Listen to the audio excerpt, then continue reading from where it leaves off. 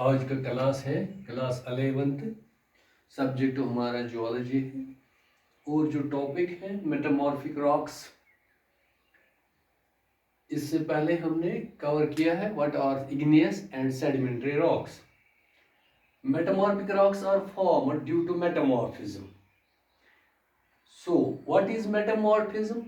Metamorphism refers to any change in mineral composition, texture, structure of an igneous or sedimentary rock, whereby the original rock character is notably altered.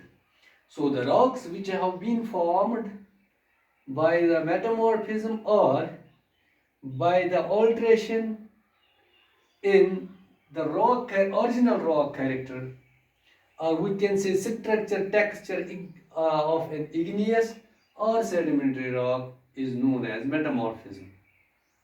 So the most important agent which brings metamorphism are the most agents are heat, pressure and chemical reactions. So ये जो metamorphic rocks होते हैं ये कैसे बनते हैं?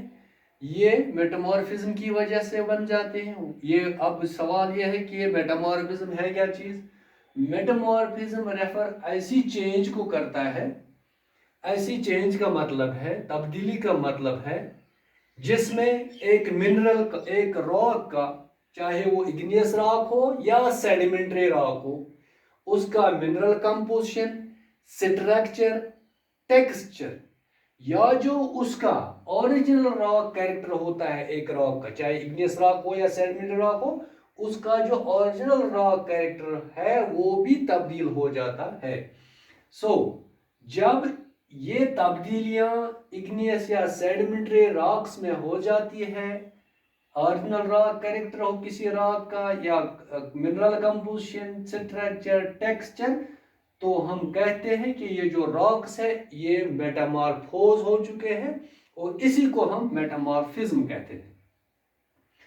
Important agent जो responsible है, जिम्मेदार है इस मेटामॉर्फिज्म के लिए, वो है नंबर 1 हीट, नंबर 2 प्रेशर और नंबर 3 केमिकल रिएक्शंस। ये तीन चीजें और सबसे अहम है जो रेस्पॉन्सिबल है, जिम्मेदार है इस मेटामॉर्फिज्म के लिए, जो इग्नियस और सेडिमेंट्री रॉक्स को मेटामॉर्फोज कर देता है, उनके character, structure, texture, mineral composition या ओरिजिनल रॉक कैरेक्टर चेंज करके उसको मेटामॉर्फिक रॉक बना देता है, मेटामॉर्फिज्म कर देता है और फिर मेटामॉर्फिक रॉक बन जाती है।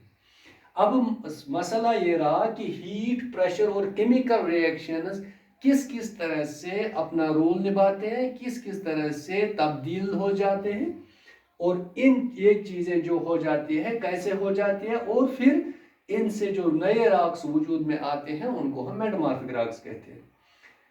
When heat is the dominating factor in changing the rocks, it is said to be thermal metamorphism.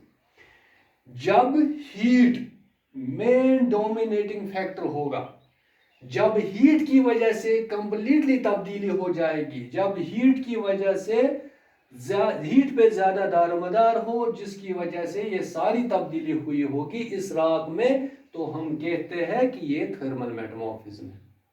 Number 1। Number 2, जब लेटरल प्रेशर, ये जो लेटरल प्रेशर है, जब इसकी वजह से तब्दीली आ जाएगी एक रॉक में, चाहे वो इग्नियस रॉक हो या सेडिमेंट्री रॉक्स हो।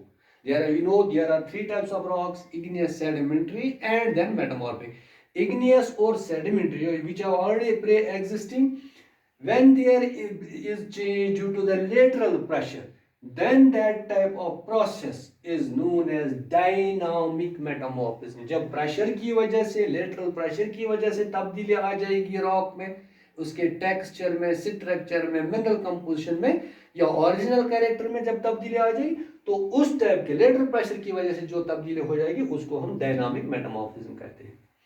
So these are the simple points to remember.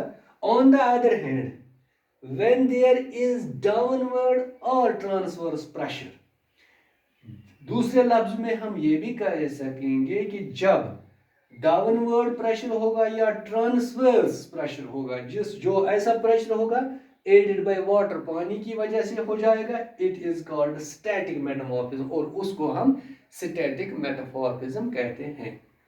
इसी तरह से when a rock is thoroughly altered by chemical action of hot and cold solutions or gases, then it is termed as chemical metamorphism. So chemical की आपने देखा है, यहाँ पे हमने बताया है कि हीट, प्रेशर दोनों आ गए और केमिकल रिएक्शंस इसमें रिस्पॉन्सिबल। तो यहाँ पे केमिकल रिएक्शंस या केमिकल मेटामॉर्फिज्म की हम बात करेंगे।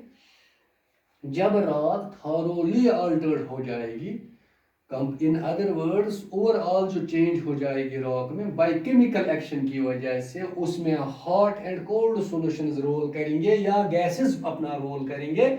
उस वजह से गैसेस हॉट और कोल्ड और सॉल्यूशंस की वजह से जो चेंज रॉक्स में हो जाएगी, उस टाइप के मेटामॉर्फिज्म को केमिकल मेटामॉर्फिज्म कहते हैं।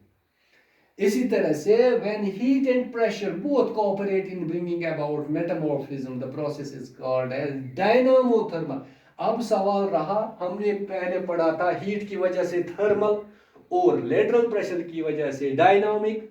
अब दोनों मिल गए, हीट एंड प्रेशर दोनों मिल गए, हीट और प्रेशर दोनों की वजह से जब दोनों का कंट्रीब्यूशन होगा, जब रॉक के वो texture, structure, chemical composition, mineral composition को चेंज करने में, सेडिमेंट्री रॉक्स को या इग्नियस रॉक्स को, जब इन चीजों इनका डिफरेंट फीचर्स रॉक्स को चेंज करने में हीट और प्रेशर दोनों का रोल होगा। हीट ही डोमिनेट नहीं होगा, डोमिनेटिंग फैक्टर नहीं होगा, ना प्रेशर ही होगा, दोनों होंगे। उस सूरत में जब ये कोऑपरेट करके चेंजेस लाएंगे रॉक्स के मिनरल कंपोजिशन, टेक्सचर या स्ट्रक्चर में, तो उस टाइप के मेटामॉर्फिज्म या प्रोसेस को डायनामोथर्मल, यानी dynamo means pressure change and thermal means heat change, दोनों की वजह से उसको हम डायनामिक थर्मल मेटामॉर्फिज्म कहते हैं।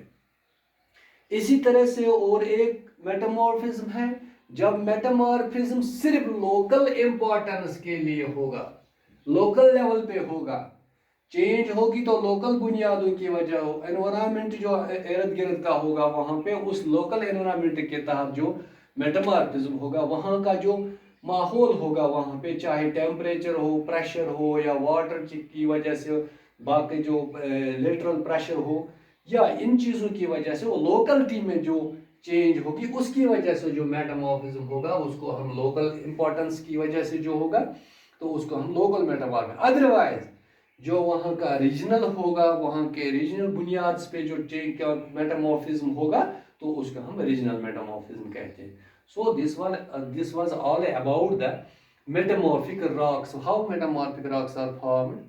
As it is easy, you can explain in a simple way how the metamorphism takes place through the different processes. Either it can be heat or lateral pressure, or it can be chemical change or due to the chemical action of hot and cold solutions or gases, or there both can be their heat and pressure both can be the factors for change, or we can say the metamorphic change or metamorphism. So this was all about regarding the metamorphic rocks, how they are formed.